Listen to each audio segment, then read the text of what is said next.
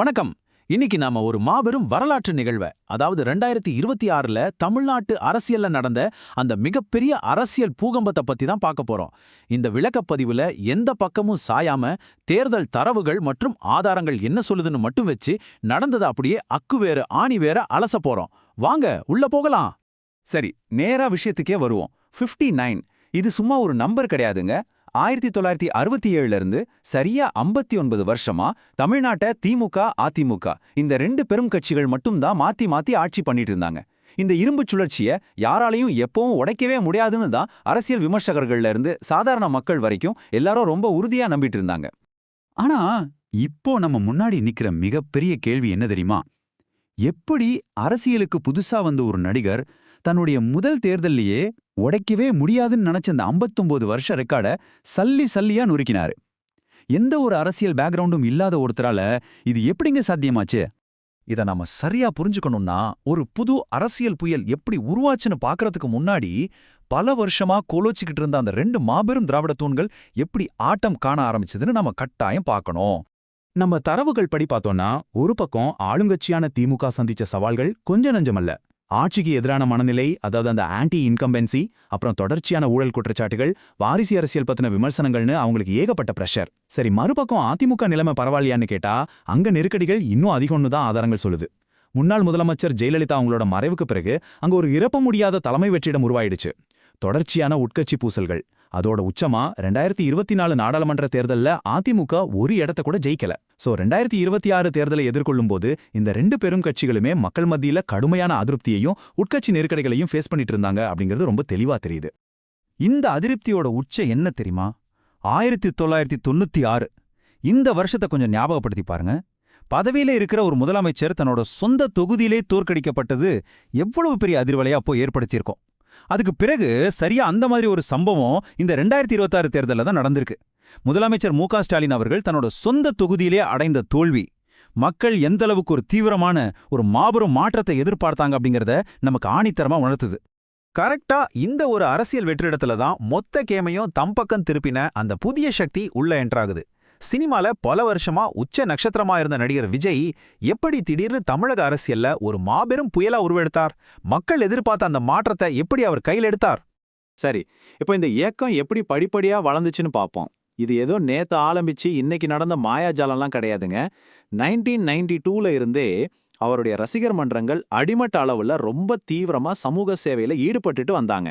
தமிழ்நாடு முழுக்க பரவி இருந்த சுமார் 85,000 ரசிகர் மன்றங்கள் இவங்க எப்ப வேண்டாலும் களமிறங்க தயார் நிலையில் இருக்கிற ஒரு பிரம்மாண்ட அரசியல் கட்டமைப்பாவே உருமாறி இருந்தாங்க. அப்புறம் பிப்ரவரி 2024ல தமிழக வெற்றிக் கழகம் அதிகாரப்பூர்வமா தொடங்கப்பட்டுச்சு. அதே வருஷம் அக்டோபர்ல விக்கிரவாண்டியில நடந்த மாநாட்டில் திரண்ட 8 லட்சம் பேர், பாஸ் இது வெறும் ரசிகர் மன்றம் இல்ல, அதிதீவிரமான அரசியல் இயக்கம்னு ஊருக்கே நிரூபிச்சாங்க.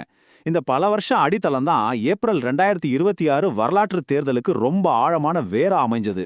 தவக தங்களை எப்படி முன்னிறுத்திக்கிட்டாங்கன்னா, பாஜகவுக்கு சித்தாந்த ரீதியான எதிரியாவும் திமுகவுக்கு அரசியல் ரீதியான முதன்மை போட்டியாளராகவும் ரொம்ப தெளிவா பொசிஷன் பண்ணிக்கிட்டாங்க. அவங்க கொடுத்த வாக்குறுதிகளும் ரொம்ப ஸ்ட்ரெயிட் ஃபார்வர்டா இருந்துச்சு. பெண்கள் நலன், பாதுகாப்பான இலவச பேருந்து பயணம், மாதாந்திர உதவித்தொகை, அதுக்கும் மேல ரொம்ப முக்கியமா வெளிப்படையான ஊழலற்ற நிர்வாகம், இப்படி சாமானிய மக்களோட அன்றாட பிரச்சனைகளை தீர்க்கிற மாதிரியான ரொம்ப உறுதியான செயல் திட்டங்களை முன்வச்சுதான் அவங்க களத்திலே இறங்கினாங்க. இப்போ நாம இந்த அலசலோட மிக முக்கியமான ஒரு உச்சகட்ட பகுதிக்கு வந்திருக்கோம். ஏப்ரல் 23ஆம் தேதி ஒட்டுமொத்த தமிழ்நாடும் திரண்டு வந்து வாக்களித்த அந்த வரலாற்று சிறப்புமிக்க தேர்தல் நாள்.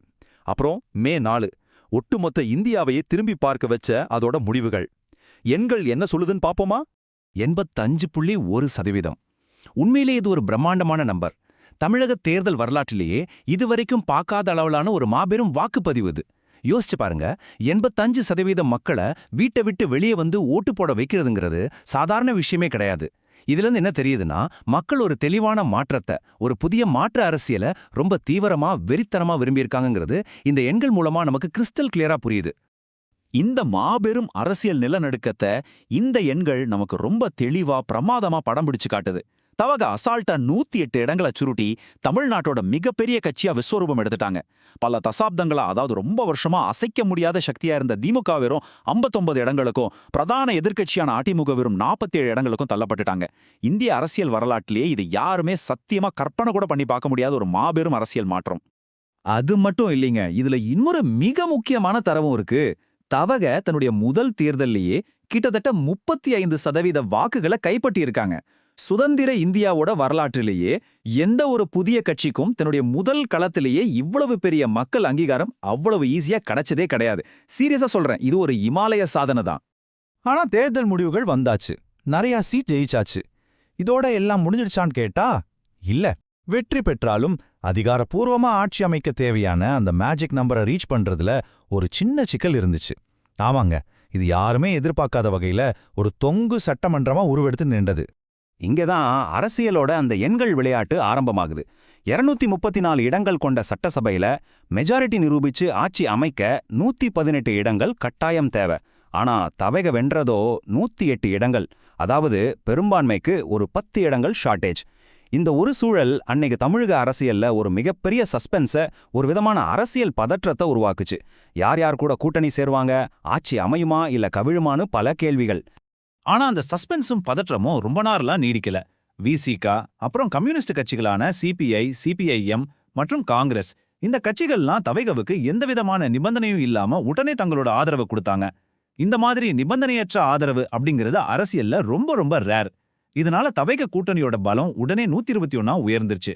அதாவது ஆட்சி அமைக்க தேவையான அந்த 118 அப்படிங்கிற மேஜிக் நம்பரை அவங்க ரொம்ப அசால்ட்டா உறுதியா தாண்டிட்டாங்க. இதுல இன்னொரு ரொம்ப சுவாரஸ்யமான ட்விஸ்ட் ஒன்னு இருக்கு. இந்த தேர்தல்ல திமுக ஒரு பெரிய தோல்வியை சந்திச்சிருந்தாலும் மு.க. ஸ்டாலின் அவர்கள் தன்னுடைய கூட்டணி கட்சிகள் கிட்ட ஒரு விஷயத்த ரொம்ப தெளிவா சொன்னாரு. தவகவை ஆட்சி அமைக்க விடுங்க, அவங்கள தடுக்க வேண்டாம் அப்படின்னு அறிவுறுத்தினாரு. ஏன்னா ஒருவேளை ஆட்சி அமைக்க விடாம தடுத்தா அது குடியரசுத் தலைவர் ஆட்சிக்கு வழிவகுக்கும், அது ஜனநாயகத்துக்கும் சரி மாநில உரிமைக்கும் சரி யாருக்குமே நல்லதல்ல அப்படிங்கறத உணர்ந்து எடுக்கப்பட்ட ஒரு ரொம்ப மெச்சூர்டான அரசியல் முடிவுது அப்படின்னு அரசியல் பார்வையாளர்கள் சுட்டிக்காட்டுறாங்க.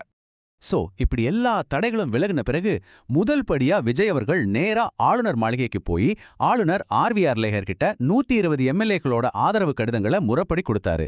அதைத் தொடர்ந்து மே 10ஆம் தேதி சென்னை ஜவஹர்லால் நேரு ஸ்டேடியத்துல ராகுல் காந்தி உள்ளிட்ட பல தேசிய தலைவர்கள் முன்னிலையில அந்த பிரம்மாண்டமான வரலாற்று சிறப்புமிக்க பதவியேற்பு விழா நடந்துச்சு. அதோட சரியா 59 வருஷ கால திராவிட கட்சிகளோட சுழற்சி அதிகாரப்பூர்வமா ஒரு முடிவுக்கு வந்துச்சு. நாம இப்போ இந்த வரலாற்று அலசலோட இறுதி பகுதிக்கு வந்துட்டோம். ஒரு நடிகர் இன்னைக்கு தமிழ்நாட்டோட முதலமைச்சரா ஆகியிருக்காரு. ஆனா ஆதாரங்கள் முன்வைக்கிற இந்த ஒரு இறுதி கேள்விய கொஞ்சம் ஆழமா சிந்திச்சு பாருங்க.